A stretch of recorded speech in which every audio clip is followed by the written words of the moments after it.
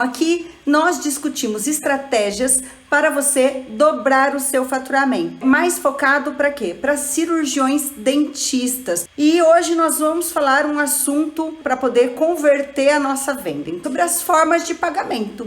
Como nós podemos, na hora dessa conversão, como que a gente pode ofertar as formas de pagamento para o nosso paciente, quais são essas formas de pagamento, os pontos que nós devemos avaliar que estão aí obscuros, digamos assim, né, por trás dessas formas de pagamento. Porque quando nós ofertamos ali, se o paciente quer pagar em dinheiro, cartão, boleto, a maioria das pessoas não faz um estudo por trás dessas formas de pagamento. Quando eu falo fazer um estudo, é o quê? Avaliar essas taxas, quais as melhores opções e muito além disso, para você utilizar isso para a sua precificação dos procedimentos. Então, como que você vai fazer sua precificação se você não colocar lá a taxa de cartão como um custo seu? E como você deve fazer isso? Como você deve analisar esses detalhes? Então, tudo isso nós vamos falar aqui. Então, nós vamos começar, por exemplo, com uma pesquisa feita pelo Invest.globo, né? 71%, essa pesquisa ainda é de outubro de 2019. Pode ter modificado um pouquinho os números, mas não tanto assim. 71% dos brasileiros, eles preferem a forma de pagamento ainda à vista, em dinheiro. Então, a principal forma de pagamento de 71% dos brasileiros ainda é no dinheiro. E por que tudo isso? Nesse estudo mostra, por exemplo, que nesses 71%, qual é o perfil desse cliente. E a maioria deles, quais são? É o perfil do público D e E. Por isso, definir qual é o nosso público. Para quê? Para você saber o comportamento de consumo do seu público. Então, quer dizer, se 71% dos brasileiros tem como principal forma de pagamento o pagamento no dinheiro, e é o público D e E, ou seja, você tem que analisar se esse é o seu público. Se lá na sua análise, se tudo que você começou a organizar aí para o seu consultório, para o seu atendimento, for para você fazer um atendimento de público D e E, ok? Então você já sabe que a maior parte desse público vai te pagar em quê? Em dinheiro. E aí você pode formatar uma forma de pagamento, digamos assim, então para recebimento de dinheiro eu vou dar um desconto, quantos por cento?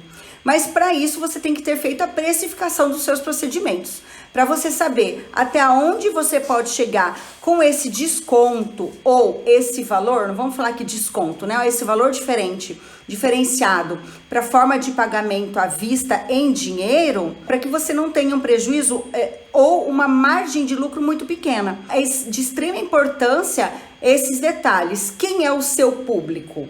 Para você saber qual vai ser a forma de recebimento com maior recorrência dentro do seu consultório. Quem são essas pessoas? Entra muito os aposentados. Então, se você parar para fazer uma análise, por que dos aposentados? Já é uma classe, a maioria dos aposentados que pagam em dinheiro, que eles vão receber quanto em dinheiro, né? É um salário, 2 salários? E essas pessoas vão como? Elas vão lá no banco e sacam esse dinheiro e elas vão fazer esse pagamento, né, do procedimento, vão fazer o pagamento das contas de casa. Então, por isso que ela utiliza como a maior parte dos pagamentos dela em dinheiro.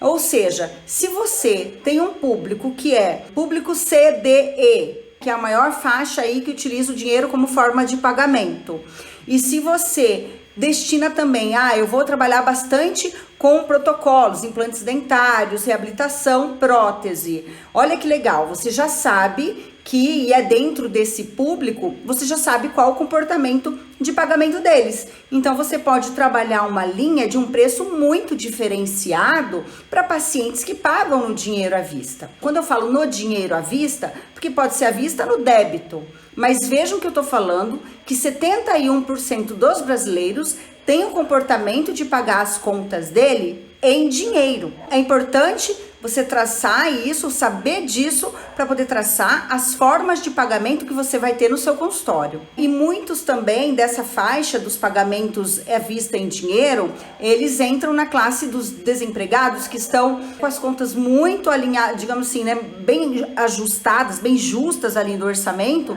e muitas vezes estão recebendo o seguro-desemprego. Depois disso, a preferência, né, então vejam só, eu falei bastante aqui do recebimento em dinheiro. Ali na frente nós vamos voltar para algumas observações com relação a isso.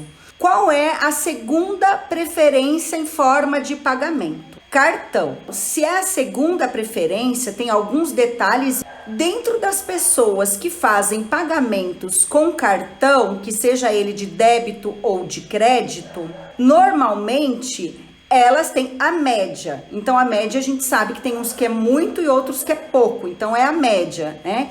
Então, a média de crédito que elas utilizam do cartão, elas comprometem 29% da renda delas com o pagamento da fatura do cartão de crédito. Por que que eu enfatizei a situação da média?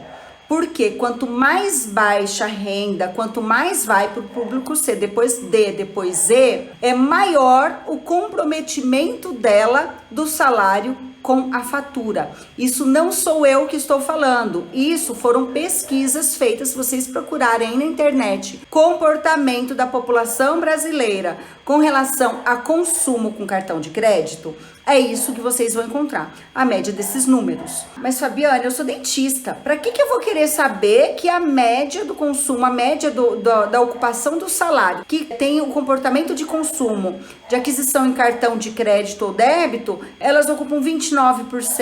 Porque, de novo, você precisa desse planejamento para saber como que na hora da sua conversão você vai enfatizar para esse paciente a forma do seu recebimento. Porque existem algumas modalidades aqui de compras no cartão que a gente vai precisar ou vai ser muito melhor fazer uma pesquisa de análise de crédito, mas para cartão, sim, para cartão, e também para você saber na hora de negociar as suas taxas. Que essas taxas, essas tarifas de cartão de crédito e débito vão refletir fortemente lá na sua precificação. Então, o que nós temos que levar em conta quando nós estamos avaliando a parte do cartão? Lembre que para você fazer uma venda no débito ou no crédito, você precisa da maquineta. E aí, você vai pegar esse valor da mensalidade, que a maioria, elas ainda cobram uma mensalidade. Por que eu tô falando maioria? Porque vai de novo de acordo com a sua negociação. Se você conseguir uma negociação com alguma empresa que oferece a maquineta do cartão de crédito, você pode conseguir, inclusive, empresas que podem isentar você dessa mensalidade, né? Que é a tarifa de manutenção, alguma coisa assim, que eles chamam a mensalidade para manutenção dessa maquineta. Tudo vai depender da sua abordagem com a empresa. E aí, muitas pessoas acreditam que tem que pegar essa mensalidade e precificar dividindo somente com os pacientes que compram no cartão. A parte da tarifa, da mensalidade, não. Porque se você fizer dentro daquele mês alguma venda no cartão de crédito ou débito, ou você não fizer nenhuma venda, independente, vai gerar aquela mensalidade. Pode acontecer que dentro de um mês você pode vender muito dentro do, né, a parte ali de cartão, como pode acontecer algum mês que você não venda nada. Que eu posso dizer assim, não vou dizer que é impossível, mas é muito difícil essa possibilidade. Por exemplo, ó, vou colocar aqui na tela, tá? Essa operadora estava com um anunciado hoje de taxa de antecipação 0, o débito 1,88 e o crédito à vista 1,99. Aí, de repente, na hora de você fazer a sua precificação, ou você ir lá negociar os valores, o que você vai fazer? Eu vou ver aqui num balanço geral qual que vai ter as melhores tarifas para mim. Mas é importante você constatar dentro do seu consultório o comportamento dos seus pacientes. Eu vou dar um exemplo aqui. 40% dos meus pacientes efetivavam pagamentos através do cartão. Então, dentro dessa estatística aqui, dos 71% que faz pagamento em dinheiro, no meu caso era 60%. Dentro desses 40% que faziam pagamento no cartão, Em média, de 60% a 70%, variava de acordo com o mês, era no débito. E a outra diferença entre 30% e 40% fazia no crédito. Por que que isso é relevante? Se eu tenho 60% a 70% de recebimento quando eu recebo no cartão, os pacientes que pagam em cartão, dessa quantidade é no débito, poxa, todos os pacientes que pagam no cartão, se de 60% a 70% pagam no débito, então é muito mais importante para mim, na hora que eu vou fazer uma avaliação dessa aqui com a tarifa, de que a taxa de débito seja competitiva para mim. Então, se eu pego uma operadora que está ofertando para mim 0 para antecipação, uma melhor taxa para crédito, mas a taxa de débito dela está maior do que as outras operadoras, qual vai me interessar? Então é importante que saibam, bom, nesse caso, para mim, vai interessar mais a taxa do débito, que ela seja melhor. E com isso, vocês podem fazer uma negociação melhor, de qual forma? Chegar nas outras operadoras ou a que tem as outras taxas todas menores, falar, eu consigo débito a uma taxa menor do que você está me oferecendo. E é onde eu mais vendo. Será que vai adiantar para você, vai interessar essa taxa de antecipação a 0%? Vai interessar que a taxa do crédito para você seja menor, se a sua maior venda dentro do consultório é débito? Por isso que é importante analisar o comportamento do seu paciente de consumo dentro do seu consultório. Dentro dos formatos de recebimento de cartão de crédito, débito, tem vindo com muita força aí, principalmente para consultórios, a parte, um cartão que chama, para quem não conhece, pode pesquisar, que é recorrência. E quando você vai fazer uma recorrência, uma venda recorrente, não quer dizer que é certeza você receber toda a venda do seu paciente. Se eu vendo R$1.000 para um paciente em 10 vezes de R$100 no cartão, se ele não pagar a fatura dele, você vai receber a sua parte lá da venda. Você vai receber, vai descontar as tarifas, os 900 e alguma coisa lá, você vai receber na sua conta, ele pagando a fatura ou não. Quando você faz um pagamento via cartão recorrente, que ele pode ser nas mesmas 10 vezes de R$100, não significa que você vai receber, porque a operadora do cartão de crédito, ela não vai fazer o pagamento para você, independente do paciente pagar ou não. Porque a recorrência, ela não vai ocupar os R$1.000 do cartão. Ela vai lançar a parcela mensalmente. Então, todos os meses vai ser lançada a parcela de R$100 naquele cartão do paciente. E aí, o mês que ele não conseguir lançar essa recorrência, ou seja, o lançamento da operadora não acontecer nesse cartão, você não recebe. Eles vão fazendo várias tentativas, né, de lançamento para recorrência. Pode acontecer de não conseguir fazer esse lançamento por diversos motivos. O paciente pode estar com o cartão todo comprometido, porque no dia que a operadora vai fazer esse lançamento, é importante que esteja esse crédito disponível. Por que que eu sou dentista e eu tenho que saber disso? Nesse caso, cabe aqui fazer, por exemplo, uma análise de crédito junto ao Serasa. Que se esse paciente já tem grande parte da renda dele comprometida, ou o comportamento dele de pagamento é com muito atraso, a possibilidade desse paciente não pagar fatura ou ele ter ocupado todo o crédito do cartão dele, todo o limite disponível do cartão dele é muito grande. A possibilidade de você receber todas essas parcelas diminui. Só que é uma forma de pagamento muito importante, muito interessante, como um diferencial. Porque veja, se nós vamos trabalhar com tickets mais altos, então vamos lá, vamos supor que você faz uma venda de R$10.000, não é tão fácil uma pessoa ter um limite de R$10.000. Muito menos a pessoa ter R$10.000 disponíveis de crédito no seu cartão. Nesse caso, vamos supor que são 10 faturas de R$1.000. Vai lançar R$1.000 mês a mês. E aí pode ser que você consiga aumentar as possibilidades de fechamento de tratamentos por conta disso. Sempre, independente das formas de pagamento, é importante que o paciente saiba como que seja esse comportamento. Se você vai fazer uma venda recorrente, explica para o seu paciente que, olha, então todo dia você vai ver com a operadora qual o dia que normalmente eles fazem lá o lançamento na fatura. Então todo dia, vamos supor que seja dia 10. todo dia 10, é importante que você tenha esses R$1.000 disponível como limite no seu cartão, porque a operadora faz o lançamento. E aí, se ela fizer esse lançamento e não tiver o crédito, ela vai tentar novamente, por exemplo, 2 vezes, 3 vezes. Pode acontecer de não ter o pagamento. E nesses casos da recorrência, é importante também você conversar com o seu paciente sobre o tempo de tratamento, tanto recorrência quanto outras formas de pagamento, boleto, por exemplo. Então, quando você vai vender em recorrência, você pode levar em consideração a possibilidade de fazer uma análise de crédito. Como que você vai pensar na sua precificação? Quando você leva um paciente para fazer a conversão dele, que é o quê? Finalizar esse fechamento, você fazer essa conversão para ele efetivar algum tipo de pagamento, é importante você falar as formas de pagamento. Se você dá, normalmente, o seu valor para a vista é diferenciado, você vai falar para ele, então, à vista, o seu tratamento vai custar X. Se no cartão é independente se é recorrente, se é crédito, porque crédito tem que ser diferenciado de débito, né? Porque a tarifa é muito diferente, porque vai ser descontado de um montante muito maior do que no débito. A operadora não tem riscos de não receber quando a pessoa passa no débito, que vai direto da conta. Para nós também é muito vantajoso, só que não é todo mundo que vai fazer o pagamento à vista no débito.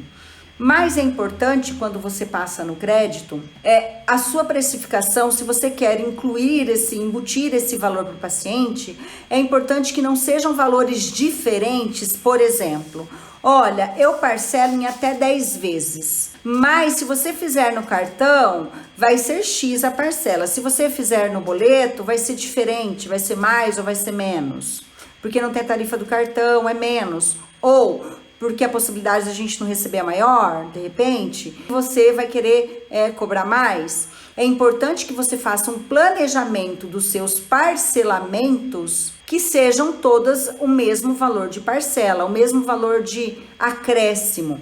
Então, vamos lá. Se a sua venda é de R$1.000, então, à vista, no dinheiro, eu consigo fazer para você com 10% de desconto. O seu à vista vai sair 900. Esses R$1.000 eu consigo fazer da seguinte forma: parcelar para você em até 5 vezes de 200. Então, você não está falando para ele que você vai acrescentar valor porque ele está parcelando. Pelo contrário, ele está pagando um valor menor porque ele está pagando à vista. Ou então, olha, se for no cartão, vai ser os 1.000, tá? Então, 5 vezes de 200. Mas se for no boleto, daí tem um acréscimo. Você começa a aumentar e colocar muita objeção para esse paciente para que ele não feche essa venda. E não é isso que nós queremos. Dentro da sua precificação, você já tem que considerar o valor das tarifas. Você tem que considerar, inclusive, a sua taxa de inadimplência. Agora, às vezes, você pode estar se perguntando: Fabiane, eu não sei ainda a minha taxa de inadimplência porque eu estou começando a vender no boleto agora. E você vai calcular a sua precificação, a taxa de inadimplência, e vai dividir por todos os pacientes. Não é por aquele só que paga no boleto. Porque senão que paga no boleto, ele vai ter um valor muito diferente do que paga no cartão e do que paga à vista. Agora, se for um parcelamento de boleto muito extenso, que tem pessoas, tem consultórios, tem clínicas que trabalham com parcelamento em 24 vezes. Aí é claro, é quase que um financiamento de um tratamento. Nesse caso, é interessante sim ser um valor muito diferente do que no cartão e à vista. Só que na hora de você passar o valor, você não vai passar o valor cheio. Para o seu pagamento em 24 vezes, daí é 1.400. Vai falar, não, o seu pagamento é 24 vezes de X o valor da parcela.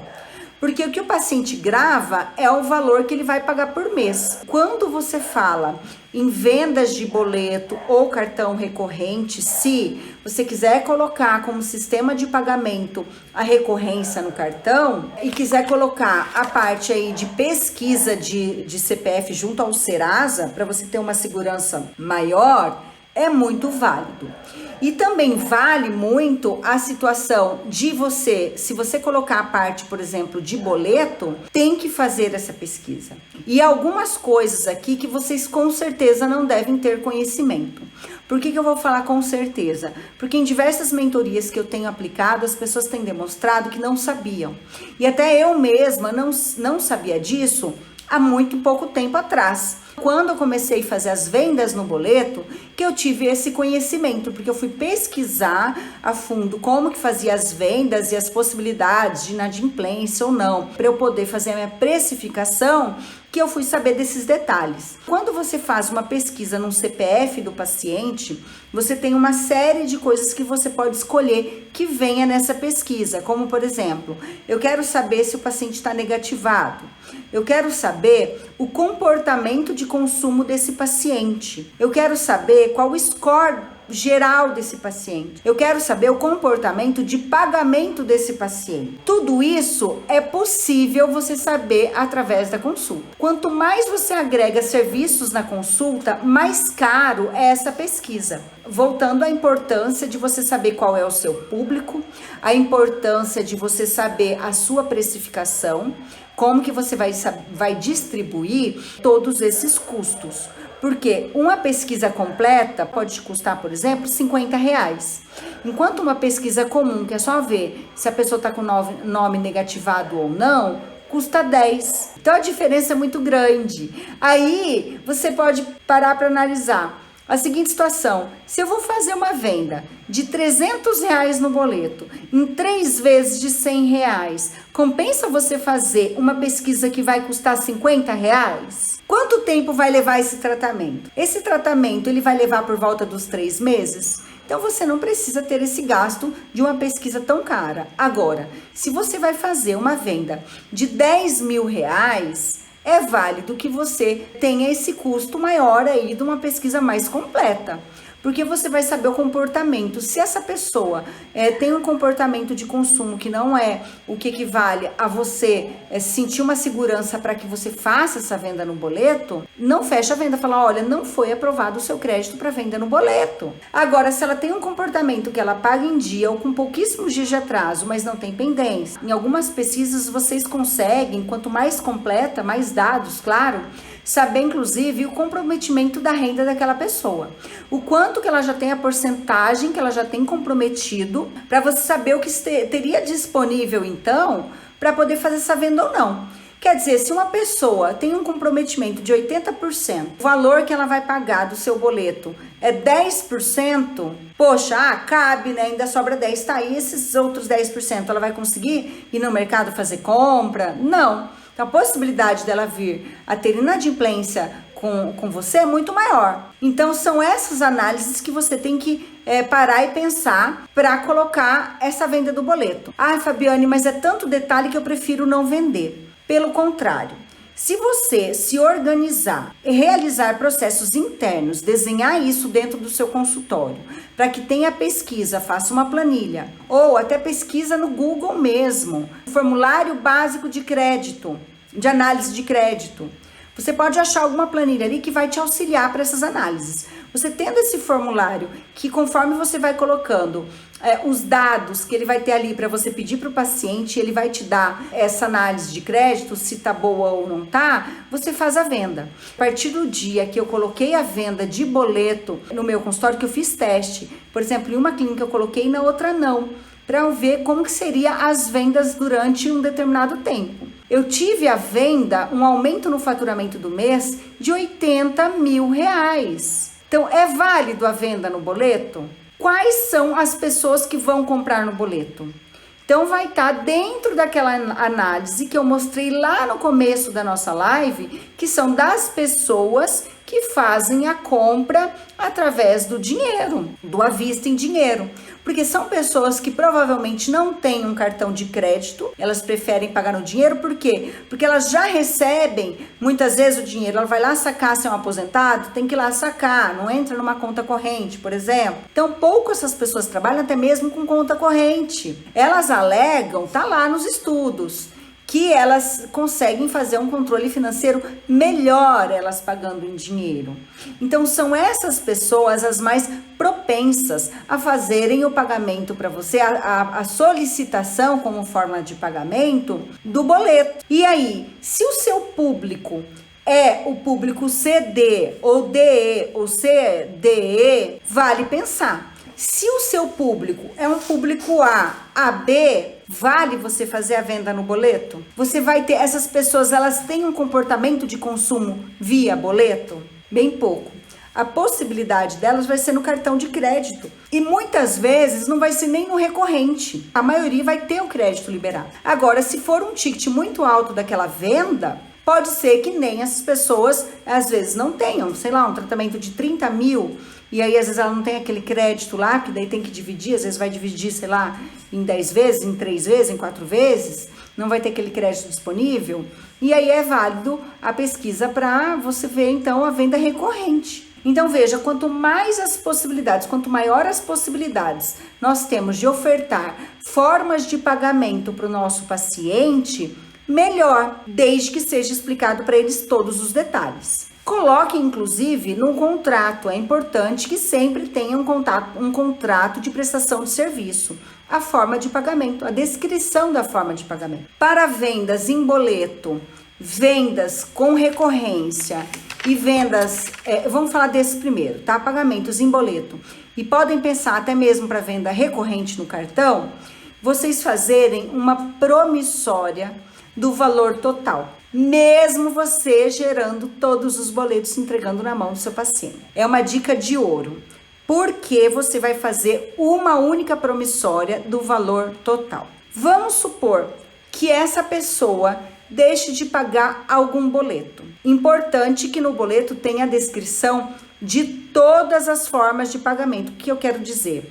Que até quando o banco pode receber, se ele vai vencer ou não, assim, olha, senhor Caixa, não receber após 5 dias do vencimento, por exemplo. Ou se ele pode ficar sem ter isso, pode receber desde que seja sempre calculado os juros e multa. É importante ter a descrição, por exemplo, se você vai negativar. Então, assim, esse boleto pode ser negativado após X dias da inadimplência ou da falta de pagamento. E aí, de fato, você negativar após esses X dias. E o dia que você vai negativar, daí sim você dá a baixa lá no sistema para que o paciente não consiga pagar aquele boleto, que depois o transtorno vai ser grande, né? Ele vai pagar e aí você vai ter negativado, aí fica uma confusão. E por que a nota promissória do valor total? Porque se você vai negativar aquele paciente, vamos supor que ele já está devendo 2 meses o boleto.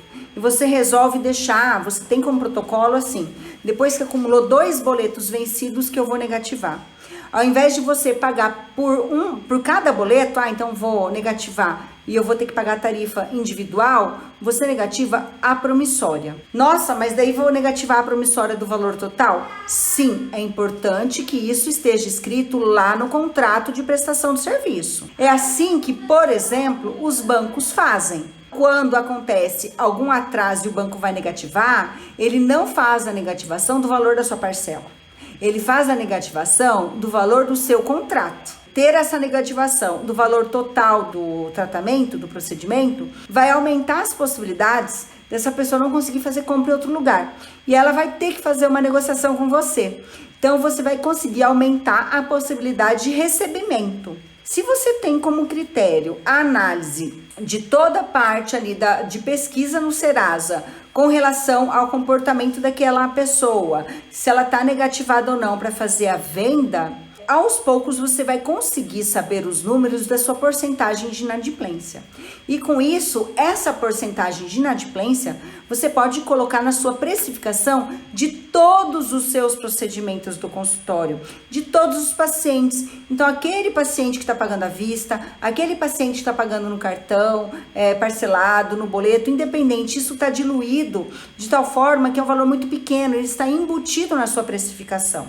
Então, por exemplo, o seu implante não vai aumentar de 2.000 para 2.500 por causa disso. Você já está sendo ressarcido por conta dessa possibilidade. Vale a pena ou não? Claro que vale. Analisando o perfil do seu público, analisando se o seu público é uma pessoa que compra no boleto. De novo, quem é as pessoas que vão comprar no boleto? É o público C, D e E. É o perfil de paciente que você atende? É o perfil do seu consultório? Se sim, é muito válido. Se não, para que você ter isso?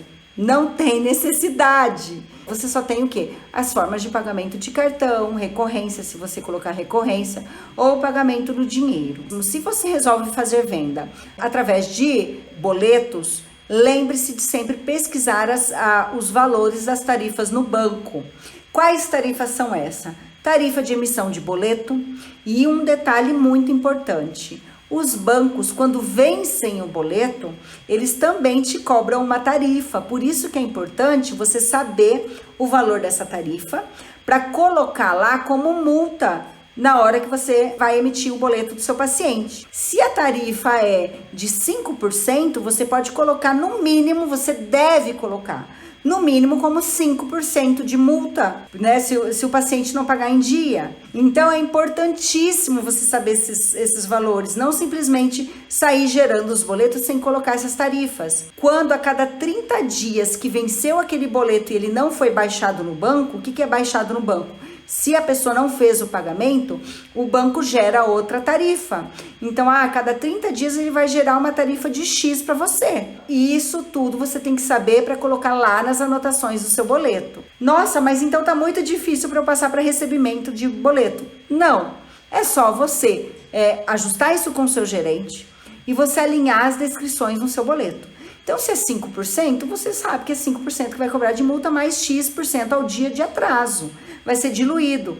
Você está levando prejuízo? Não. Na hora que esse paciente for pagar, ele vai pagar com essa correção. Quando você coloca pagamento em boleto, uma dica que eu considero muito importante. Se você já colocou o pagamento em boleto, que é para quê? A pessoa fazer esse pagamento e cair lá na sua conta, para que você vai falar para o seu paciente? Ah, pode trazer o boleto e pagar aqui no consultório que eu não te cobro a tarifa. Isso vai criar um tipo de processo interno nos seus processos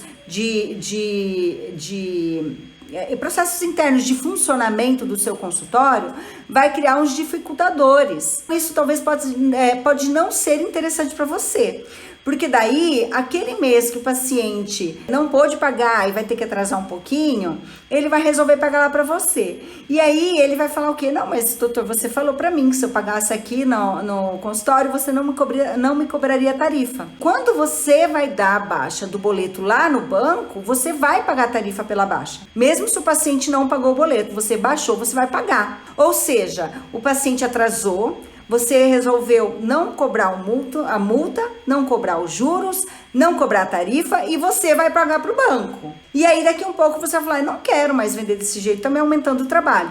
Então a partir do momento que você implementou como processo interno venda de boleto, é para pagar no banco. O banco vai fazer a conciliação, você vai tirar o relatório do que foi pago e que não foi pago, para negativar ou não, ou para enviar para cobrança para sua secretária ligar. Organizem isso que vocês não vão aumentar o trabalho interno, pelo contrário, vocês vão aumentar em muito a taxa de conversão. Então são detalhes pequenos de extrema importância. Um adendo que eu quero fazer aqui é sobre aposentados. Como que você pode aumentar as suas vendas se você atende um público que tem bastante aposentados que vai lá fazer tratamento com você, ou na sua clínica, no seu consultório? Você pode ver parceria, por exemplo, com empresas de crédito consignado. Quando você está com aquela pessoa ali, né, na sua frente para fazer um fechamento, a sua secretária ela pode ter as instruções de um contato de uma pessoa direto com uma empresa que você fechou uma parceria para que ela ligue e tenta fazer essa análise. Então, como essa análise para consignado, às vezes a pessoa parcela lá em 96 vezes, para ela vai ficar um ticket tão baixinho para pagamento que a gente consegue aumentar bastante o nosso ticket de protocolo, por exemplo, que é quem? Que são as pessoas com mais idade que fazem aquisição de protocolo. E aí você faz uma parceria com uma empresa que faz venda de crédito consignado. Vai ficar uma taxa muito pequena para o paciente e você vai receber à vista. Aí, o que você pode fazer? Fazer naquela condição do dinheiro à vista. Ele vai ter um descontão, você vai estar com um parceiro, que aquele parceiro, o que ele vai fazer? De todos os clientes que ele tem, que são os idosos, que ele tem contato, ele vai começar a indicar para você. E você vai ter ele como parceiro e você vai poder vender mais também. Porque você vai ligar lá, você vai agilizar essa análise de crédito e essa possibilidade de aprovação e você vai receber um tratamento à vista. Então, gente, Vejam só quanta coisa a gente falou aqui hoje. Nós falamos da parte do recebimento em dinheiro, porcentagem de pessoas que fazem as compras no dinheiro e quais são os perfis dessas pessoas. Nós falamos sobre cartão de crédito, negociação dos cartões de crédito, de tarifa de crédito, débito, que você deve incluir isso na sua precificação.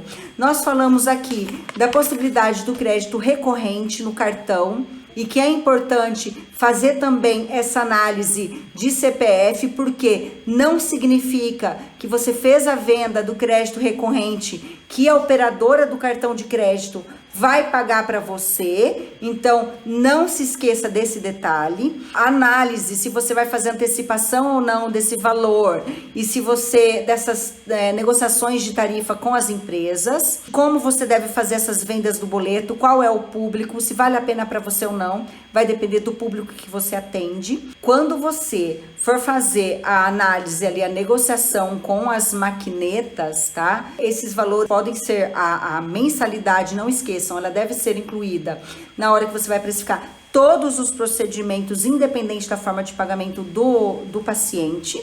Então, tem que estar no seu procedimento. E o que você vai fazer de diferente para receber vai ser para os pagamentos parcelados. Não precisa discriminar. Se é pagamento em até 3 vezes é um valor, até 6 vezes é outro, até 10 é outro. Senão você estende muito essa negociação e você mesmo está colocando as objeções negativas aí para o seu paciente não fechar o seu tratamento. Então é importante você avaliar muito bem isso. A análise do público é muito importante você saber quem é seu público, para daí você definir realmente as formas de pagamento que você vai ofertar para essas pessoas.